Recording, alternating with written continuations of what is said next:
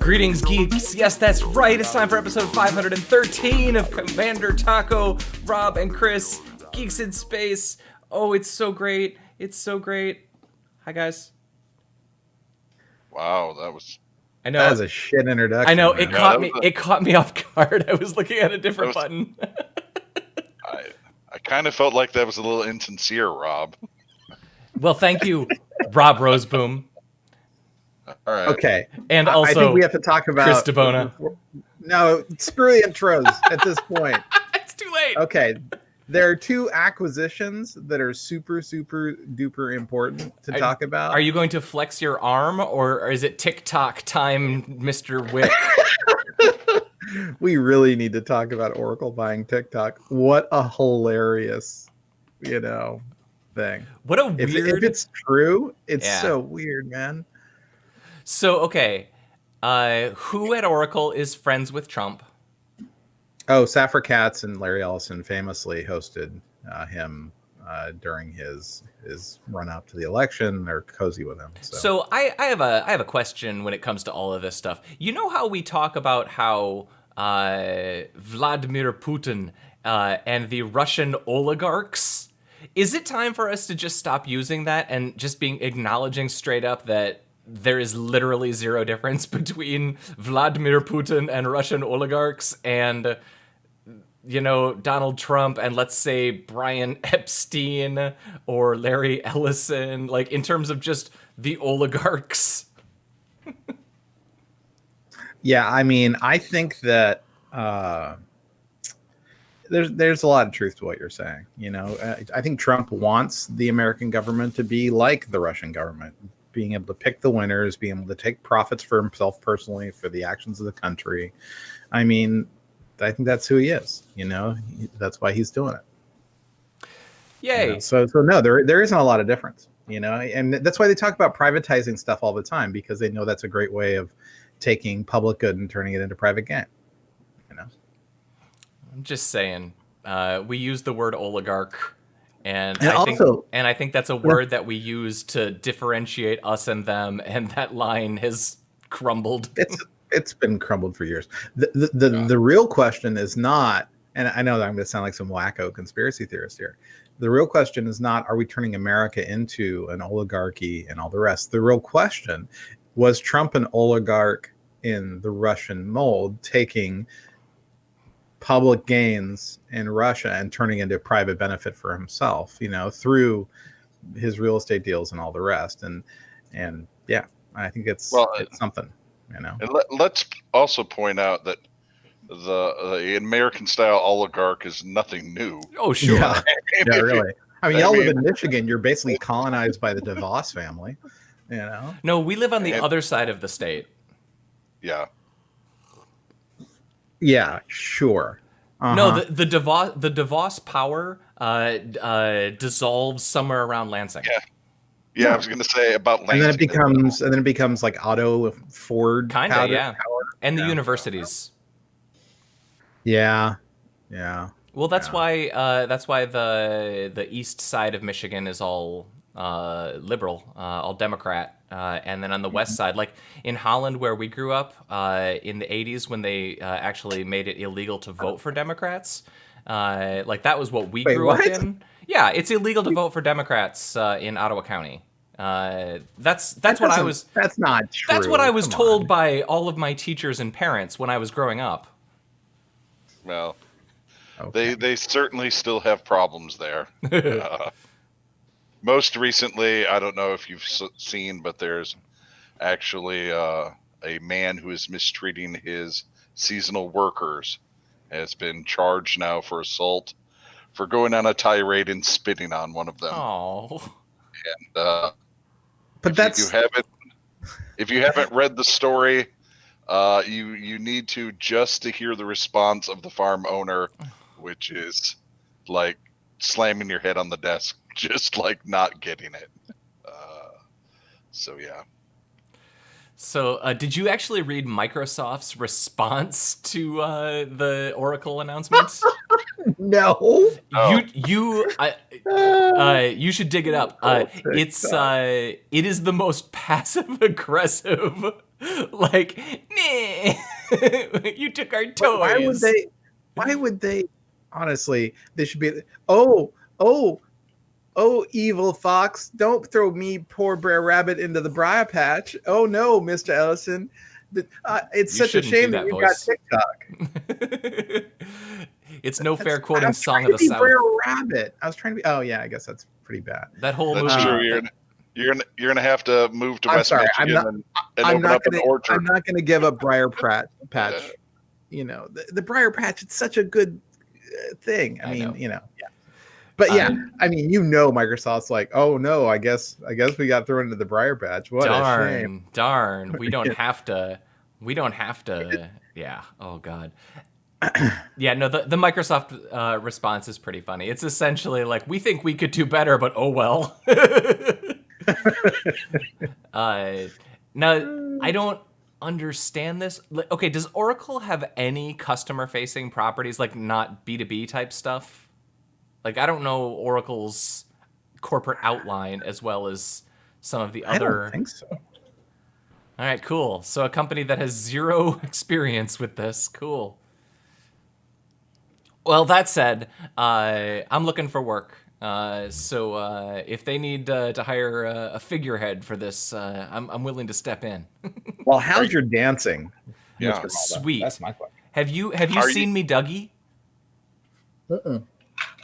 Are you going to I'm become? not even certain what a Dougie is.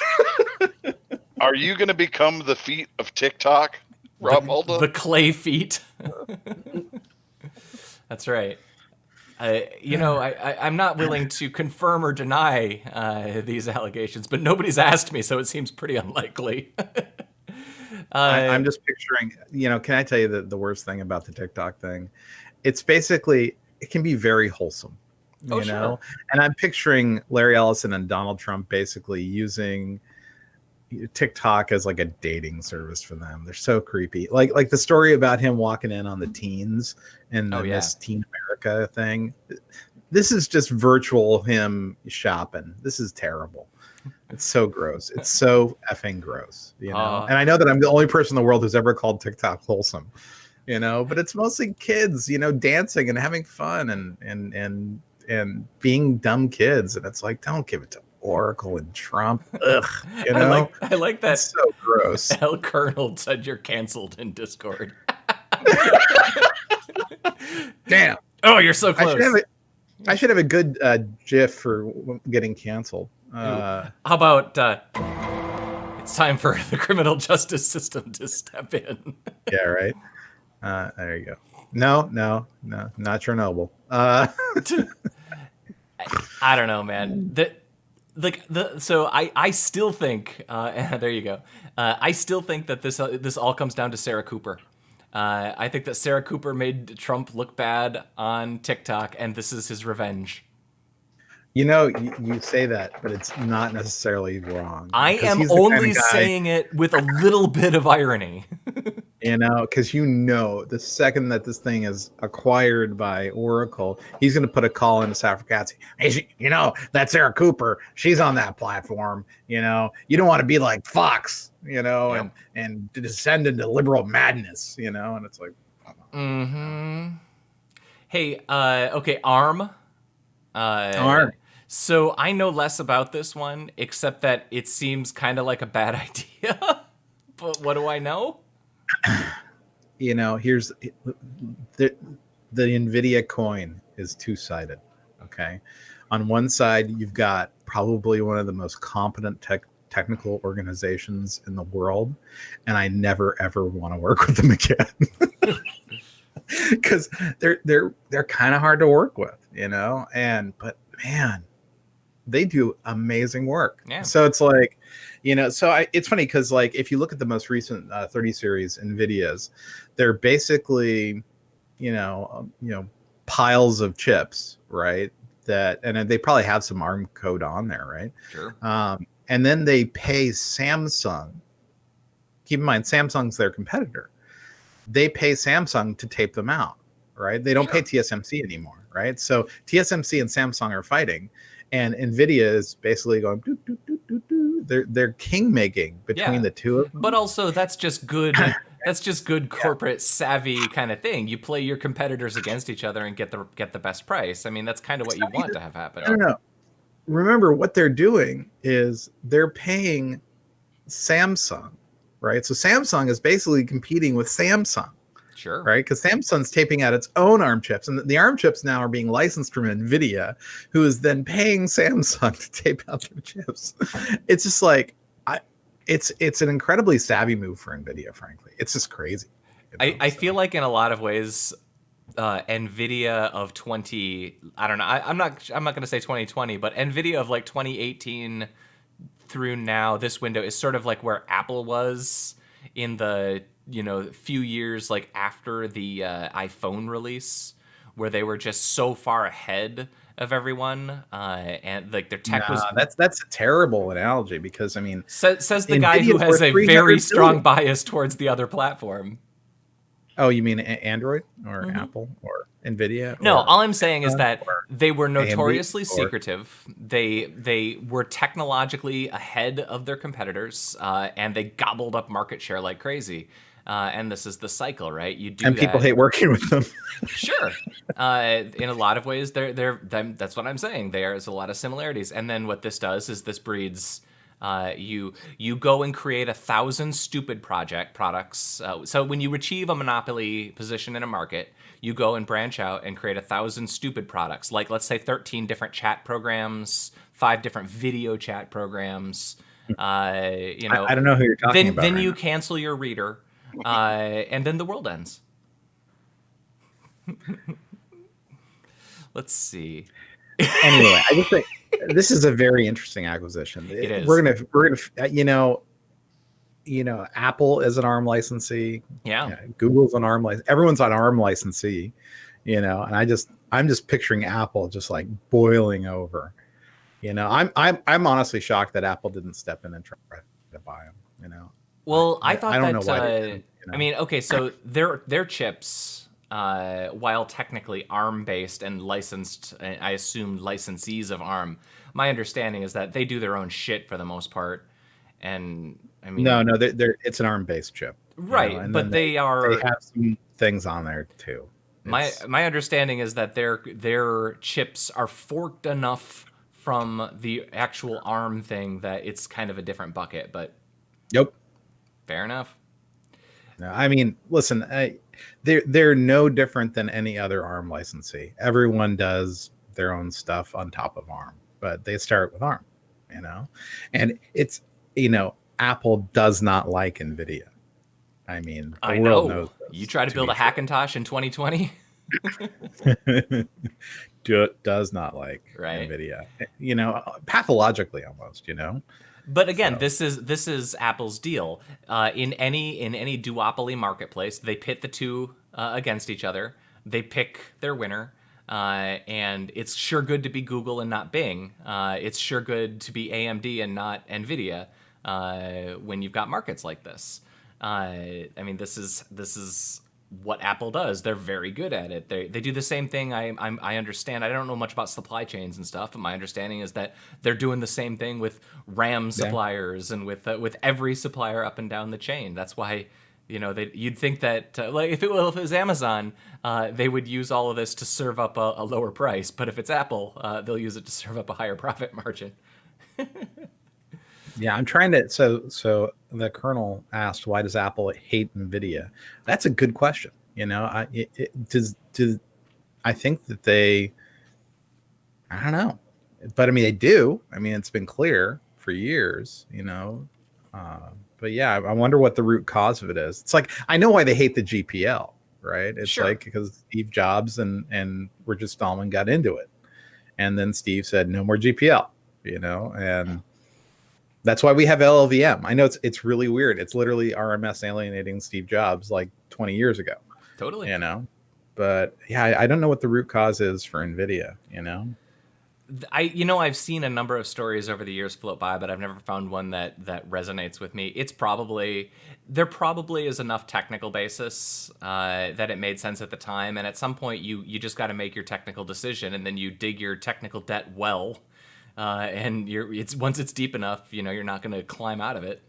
And that's not a technical thing or a business decision or anything. That's just look, we spent the last 5 years writing this code stack. We're going to just keep using it now. That's why Apple is the only one really that's just like, we'll just go port to a new CPU every decade. Like, that's hard. Yeah. Well, you know what it was? It was probably, Apple was trying to write an apology letter to NVIDIA, but their V key didn't work in their keyboards. So they just couldn't do it. That's so true. They didn't make up with them. And, the keyboard was broken. What can you do? Makes sense. We should really go deep into the conspiracy well, see how far we can go. But also we could talk about, did you see the Wikipedia as an MMORPG article? I want to make sure we talk about that, because this looks great. You should actually just read it offline, but it's just basically mapping everything that happens in Wikipedia to concepts that exist as game mechanics in MMOs. And yep, it pretty much lines up. It's pretty glorious. Because, let's see, Wikipedia has notions like XP. It has people that have more power than other people that earned it by killing more mobs, but in their universe, it's editing, Wikipedia pages. It's well done. It's well done.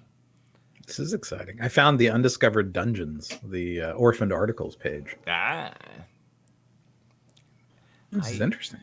I read a lot of Wikipedia this weekend. What was I reading? I read a lot. I read a bunch of Wikipedias of random old movies and stuff. I watched 4 episodes of Raised by Wolves. How was it? You were kind of bitching on the channel. Yeah, I want it to be more. It's a Ridley Scott joint, and it reminds me a lot of Prometheus. Prometheus had so many cool bits, and the movie as a whole just didn't work. And this looks and feels a lot like Prometheus. And I'm not going to go spoilers, the Colonel, but the girl mother has powers, and they build up to her powers, and then basically she's using her powers all the time. So you know how if you name a show Witchblade, it's really important that you show the Witchblade 30 or 40 times per season, or else Chris DeBona writes you angry letters on the subreddit. It's just they didn't use the Witchblade through many episodes, and you're like, what's the point of calling it Witchblade or having the Witchblade powers if you're not going to have the Witchblade? Just use the Witchblade. Just once. Let's just say a motion gun. If they called this TV show Mama Likes to Blow Up the Bad Guys, you'd have no problem, because Mama is basically just blowing up bad guys. I've only seen like 4 episodes now, and Mama's just blowing up bad guys a lot. And I'm like, okay. Yeah, I made it to almost the end of episode 1 until the Knights Templar showed up. They have like Space Catholics show up. Yep. Space Catholics. And then I was like, okay, I'm gonna watch this when I have more time, because now they're bringing religion into it. So, and it leans hard on the religion stuff. Like I said earlier, growing up in West Michigan, it's illegal to vote Democrat, but also it's required by local law for you to go to church. A very specific church, I'm sure. Well, you and I both grew up at a time where literally everything was closed in Holland, except Meijer. There was one supermarket on the other end of town that was open. Otherwise, everything was closed. Gas stations were closed. Wait, you're talking about on Sundays, not all the time? Right? No, on Sundays. On Sundays, yeah. And well into even up until a few years ago, the liquor stores were still closed on Sundays. But no, I mean, like the religious stuff is really heavy. And then it does not help that they are attired in such a way that I keep expecting them to discuss the airspeed velocity of unladen swallows. They are. Their outfits are very Monty Python-ish. Yeah. Really? I Yeah. thought was interesting. It's really hard to take that seriously. Because you know what outfit goes great for space exploration? Old knightly gear. Yep. You know? Chainmail. Well, they literally have pointy helmets, like helmets with that taper to a point. You serious? Yeah. Yes. They're space crusaders. Yeah. That's what I'm saying. They're Knights Templar. For Wow. sure. That's no good. Yeah, that sounds not good. It's rough. It's rough. I mean, the performances are solid. There's a lot too much talking, not a lot happening. I'll keep watching a couple more episodes, but if something interesting doesn't happen, then I'm definitely out. Yeah, it was just a fine story about androids raising human beings and what that would be like, right? But then when they brought in all that stuff and they start talking about how the androids were made illegal, and you can tell, oh, this is going to be a story about whether or who the monster really is. The androids are the people, and whether or not religion is actually a good force in the universe, yada yada. It just got too heavy, you know what I mean? So I was like, all right, I have to actually pay attention to this instead of fiddling around with other stuff. Yeah, that's playing in the background. That's the other problem. I always sort my shows into the shows that you have to have one screen versus the shows that you really would prefer to have two screens because you don't want multiple. This is a show where if it's not worthy of being a single screen show, but it asks it of you. Exactly. I don't know. I'm still thinking about Mother, and how it was so good in the first hour or so, and then it just falls off a cliff. It gets weird. What's going on here? It gets and weird. you're telling me it gets super cliffy. It just it doesn't just go off the cliff. It's still running, and it's like the duck. In fact, there's the metaphor of that is so strong. There are many characters who basically fall into a hole. Literal holes. Literally. There's literally a giant hole that people have to climb in and out of several times throughout the first several episodes.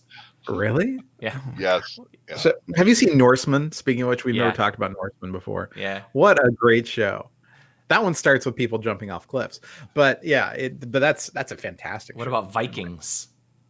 Vikings is the real one, and Norseman's the joke one, right? Yeah. Right. So, yeah. I really like Norseman. I haven't seen Vikings.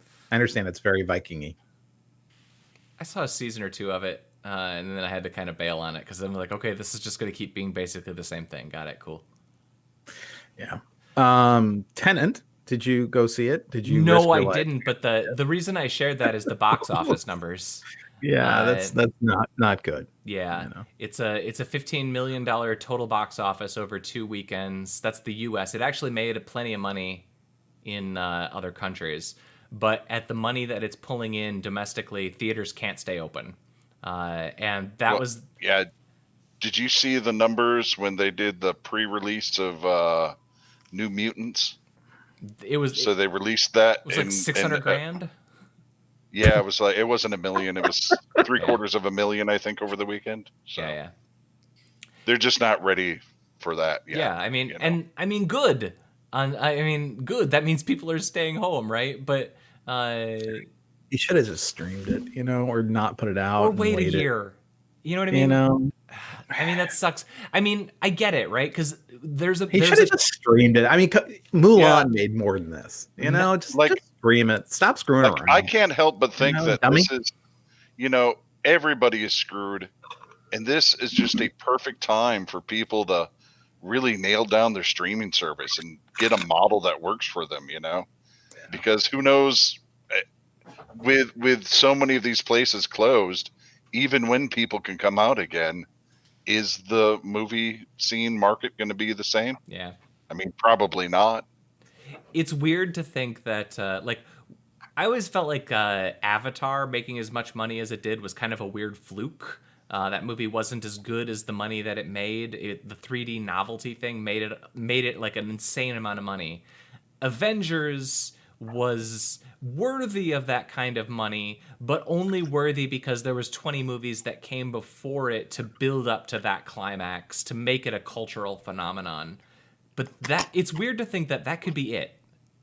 You know what I mean? Like the idea. What was his last movie? His last movie was not Inception. Nolan? Interstellar? Yeah. No, he did Dunkirk. Yeah, but the movie that people wanted to see. It was Interstellar, Interstellar, right? then, yeah. I mean, what was it to weekend? Nolan always makes big bucks, but he doesn't make, excluding The Dark Knight, he doesn't generally make, Avengers level money. But I don't know, like the idea of the movie studios for the last 20 years, since Avatar, basically all they're doing is swinging for the $1 billion box office. And it's just, we're going to take fewer swings for the $1 billion box office. And now they've repositioned the production pipeline to basically only produce movies that are swings at $1 billion box office. And, now there's no place to watch your $1 billion blockbuster. Yeah, so his normal opening weekend looks like it hovers around $50 million, right? Yep. So, which is a pile of cash. I mean, it's no 1.2 billion opening weekend for the Avengers, but what is, but like, no, Nolan movies make 300 to 600 million, good money, but not no, it's good money. Good money, I mean, but also he's expensive. It's not like it's not like when the $100 million movie makes 500 million, like Shazam or something like that, like one of the movies that they make on a budget, to be the more budget oriented ones. Shazam's fun. And it was released in theaters. Okay, I don't know if you remember them. There's one movie that got delayed till December. Oh, Captain Marvel? No, Wonder Woman. I think Wonder Woman is December now, and I think that might be like the next test for movie theaters. When is Dune supposed to come out? December. Yeah, man. But I got to tell you, man, I don't think Dune is going to pull Wonder Woman numbers. No, it's not. It could. It could, but I mean, it won't. But it could. I think Wonder Woman could possibly not pull Wonder Woman numbers because. Well, but that's the question, right? The cat outfit is going to drive people out of the theater. I don't know, man. Like, I'm all in on going weird on comic books if you can pull it off. Sure, but not cat outfits. Cat outfits have been proven to be toxic box office. Box office poison. So you think that was what the problem was with cats? Yes. Yes. If it was done live action and people would have been like, it would have been like The Black Knight. It would have been like, yeah, that's interesting for people who like theater, right? Sure. But they went all the way with the cat outfits. So. Yeah, I think it probably had more to do with the fact that it was a musical. It doesn't help. It doesn't really help that the musical that we're actually talking about is Cats. Yeah, and it sucks. Yeah.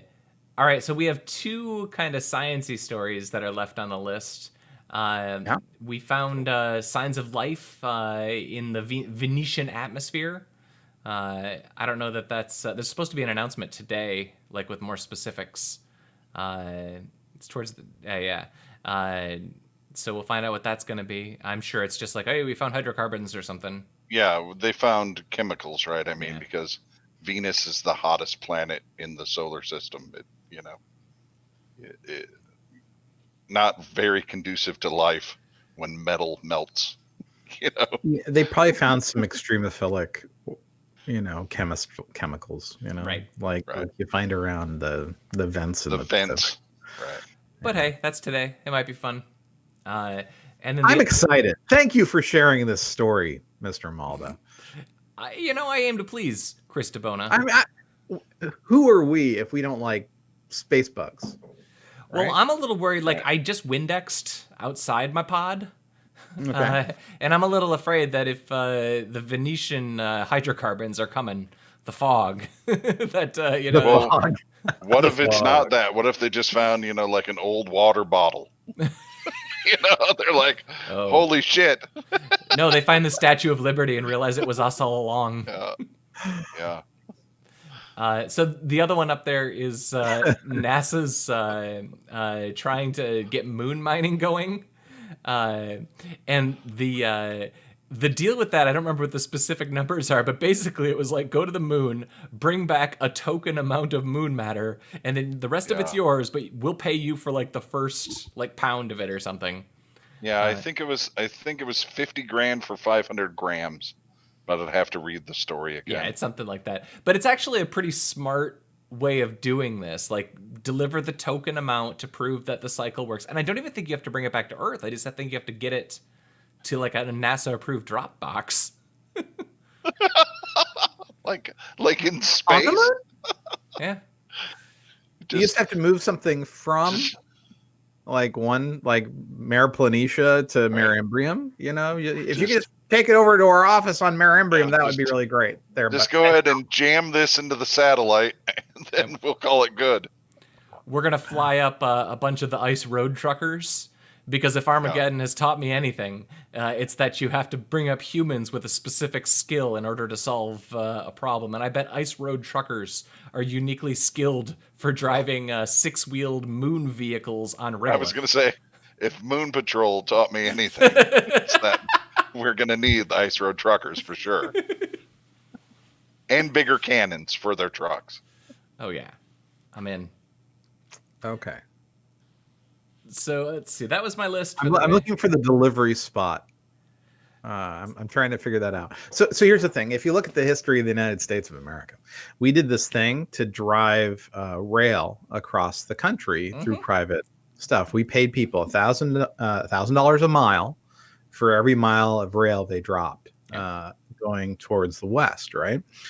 And so this is actually the birth of the robber barons, right? Where they're like, well, crud, I can lay it for $10, so I'm gonna collect my $990, and then they hit the mountains, and they're like, oh, this is a lot more expensive than we thought. Stop. And so a lot of them just went out of business at that point, and they didn't continue their rail. But there's a lot of shenanigans, right? But this is just that. This is them saying, listen, we'll give you $5 a gram or whatever, and all you have to do is bring it to us. Hey, I have a question for you. You know more about the sciencey stuff. What is it? The hydrogen-3 or whatever, the fusion ingredient that may or may helium-3. Helium-3. Okay, so that may or may not exist on the moon, and it may or may not exist in sufficient quantity, and we may or may not know how to use it to be awesome. Am I summing this up correctly?